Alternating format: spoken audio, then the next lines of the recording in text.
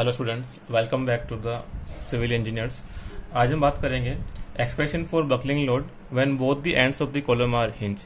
अगर हमारा कोई कॉलम है और उसके दोनों एंड्स अगर हिंज है, इस तरह से both the ends of the column are hinge like this, और ये जो एंड्स दोनों हैं इसको हमने नाम दिया ए और इसको हमने नाम दिया बी, और इसकी लेंथ कॉलम की फ्रॉम बॉटम टू टॉप हमने ली एल।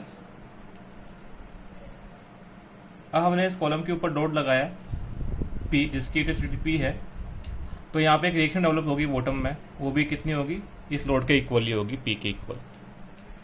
और जब हमने लोड लगाया तो हो सकता है कि हमारा कॉलम इस तरीके से बक्कल हो जाए। क्लियर? हमने एज्यूम किया कि from top of the column B point से यहाँ तक X डिस्टेंस पे कि यहाँ पर कॉलम में डिस्प्लेसमेंट है ड्यू टू दिस लोड, वो y हो रहा है, इतना डिस्प्लेसमेंट यहाँ पर हो रहा है। क्लियर? अब हम क्या करेंगे, मूवमेंट लेंगे। मूवमेंट लेंगे 8, जैसे हमने यहाँ पे सेक्शन कट किया, इस सेक्शन है एक्स एक्स, मूवमेंट लेंगे हम एक्स एक्स सेक्शन पे। क्लियर? तो हमें पता है कि मूवमेंट क्या होता है, लोड इनटू परपेंडिकुलर डिस्टेंस।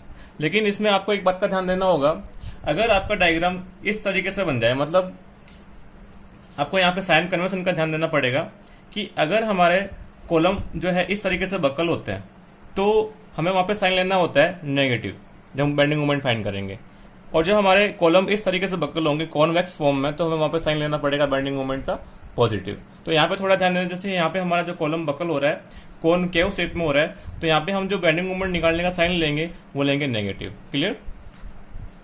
तो यहाँ पे हमारा मूवमेंट हो जाएगा लोड इंटू परपेंडिकुलर डिस्टेंस, लेकिन साइन कन्वेंशन के अकॉर्डिंग देखें तो यहाँ पे हो जाएगा माइनस पी इंटू वाई। तो माइनस पी इंटू वाई क्या है, परपेंडिकुलर डिस्टेंस।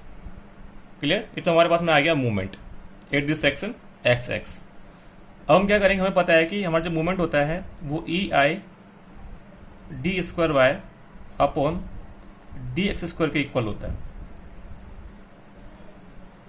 क्लियर? आगे इसको सॉल्व करते हैं। ई आई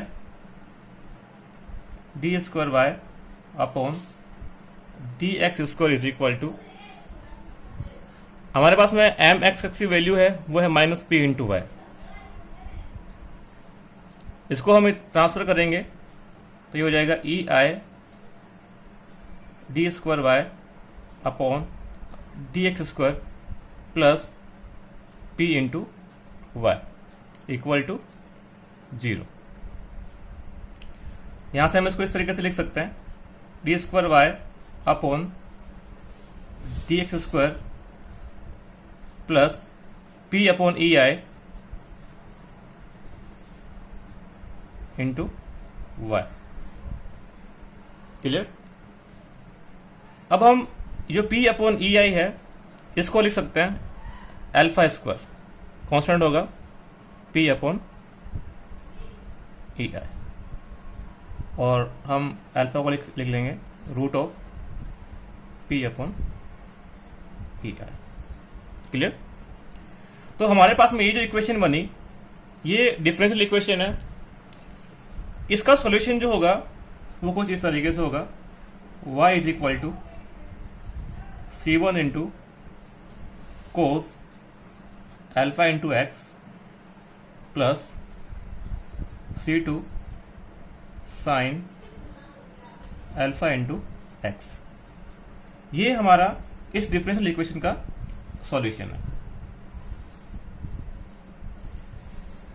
इसे हम इक्वेशन नंबर 1 मानते हैं।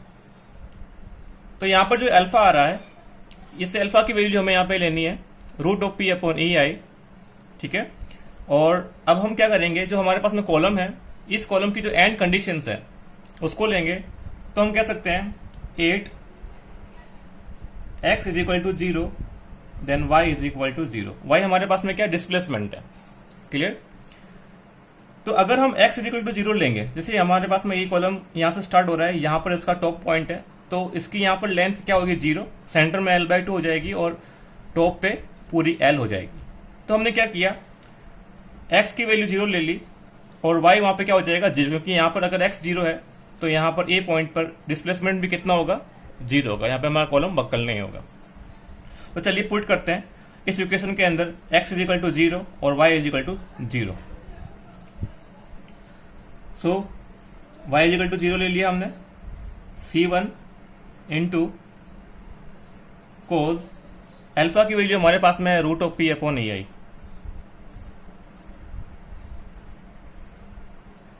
Root of p upon A I into में x चल रहा है तो x की वैल्यू हमने यहाँ पे 0 ले ली है, bracket of, plus C2, C1 और C2 दोनों इंटीग्रेटेड कांस्टेंट है।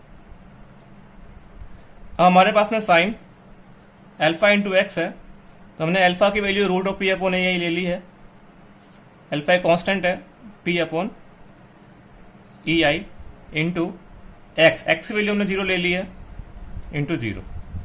इसको सॉल्व करेंगे, हमें पता है कि ये जो कोस के मल्टीप्लाई में root of p upon E I into 0 है, तो यहां पर 0 into root of p upon I तो 0 हो जाएगा, तो यहां पर हो जाएगा कोस 0।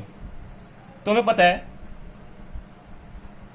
कोस 0 की वैल्यू 1 होती है, तो यहां से पूरी टर्म 1 हो जाएगी, इंटू में C1 चल रहा है तो यहां पे हो जाएगा C1 इंटू 1। आगे इसको सॉल्व करते हैं, प्लस C2 इंटू साइन, ये हमारे पास में root of p upon E I into 0, तो ये हमारे पास में हो जाएगा साइन 0। साइन 0 की वैल्यू हमारे पास में 0 होती है, तो यहां से हम कह सकते हैं कि ये टर्म क्या हो जाएगी 0, क्योंकि साइन 0 की वैल्यू 0 हो जाएगी तो C2 ऑटोमेटिक 0 हो जाएगा यहाँ पे, मतलब से मल्टीप्लाई होके। तो यहां से हमारे पास में C1 की वैल्यू क्या आ जाएगी 0 आ जाएगी, तो हमारे पास C1 की वैल्यू होगी 0। इसको हम इक्वेशन नंबर 2 एज्यूम करते हैं। आगे बढ़ते हैं, तो हमारे पास में यहाँ पे C1 की वैल्यू 0 हो चुकी है। अब हम क्या करेंगे, नेक्स्ट बाउंड्री कंडीशन को यूज लेंगे। पहले हमने x इक्वल टू 0 लिया था और y को वहां पे 0 किया था। अब हम क्या करेंगे, x की वैल्यू l लेंगे और यहां पहुंच जाएंगे और वहां पर y की वैल्यू क्या हो जाएगी 0 हो जाएगी, और वही हमारे एंड कंडीशन जो है हमारी इस फॉर्मूले के अंदर पुट करनी है, जो हमारे इस डिफरेंशियल इक्वेशन का सॉल्यूशन है। चलिए पुट करते हैं। तो देखिए students, 8x is equal to L, पूरी हमने कॉलम की लेंथ ले ली और वहां पर डिस्प्लेसमेंट क्या हो जाएगा 0। तो चलिए पुट करते हैं। देन y की वैल्यू हमने क्या ले ली 0, C1 की वैल्यू हमने यहाँ पे 0 ले ली है, 0 हो चुकी है यहाँ पे C1 की वैल्यू, तो यहाँ पे 0 इंटू कोज अल्फा की वैल्यू में पता है रूट p अपॉन ई आई है, इंटू में चल रहा है x, तो x की वैल्यू हमने यहाँ पे ली l, तो यहाँ l पुट करेंगे, plus C2 into sine alpha x,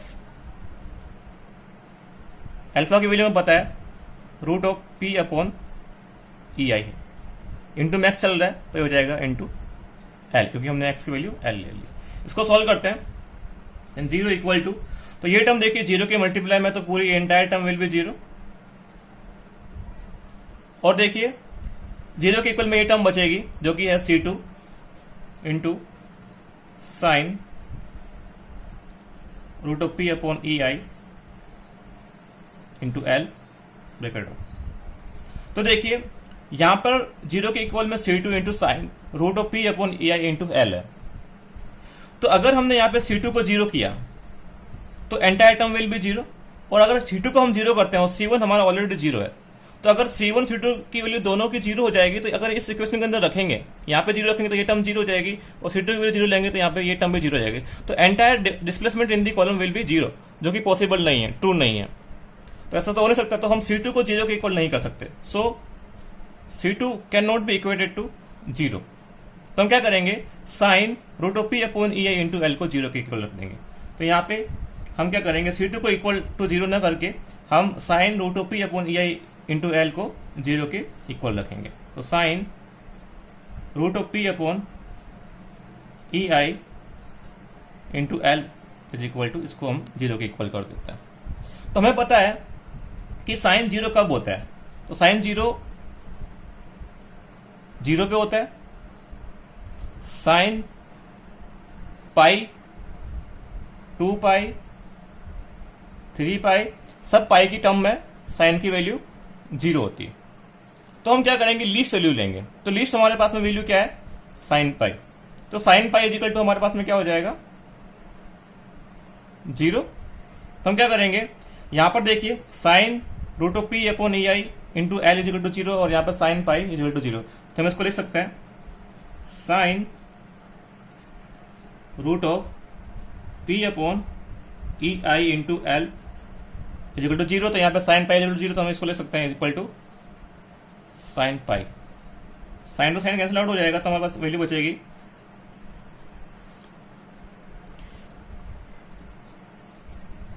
root of P upon E I into L equal to pi. तो यहां से हम जो हमारे पास पी है, जो लोड है कॉलम का, वो निकाल सकते हैं कि हमारा जो पी है बकलिंग लोड है कॉलम का। तो देखिए क्या हो जाएगा, पाई square E I upon L square.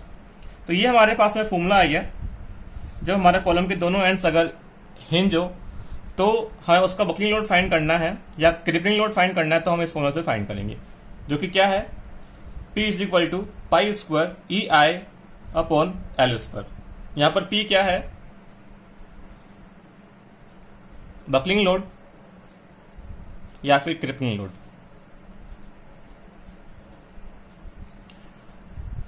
E है जो भी कॉलम का मटेरियल है उसका यंग्स मॉडुलस।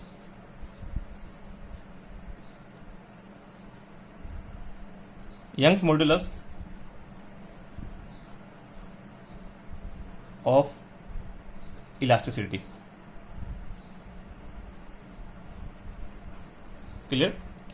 और आई है मिनिमम मोमेंट ऑफ इनर्शिया। जो हमें आई लेना होता है वो मिनिमम लेना होता है यहां पर, क्योंकि हमारा column minimum moment of inertia के डायरेक्शन में ही बकल होता है या क्रिप होता है, फेल होता है।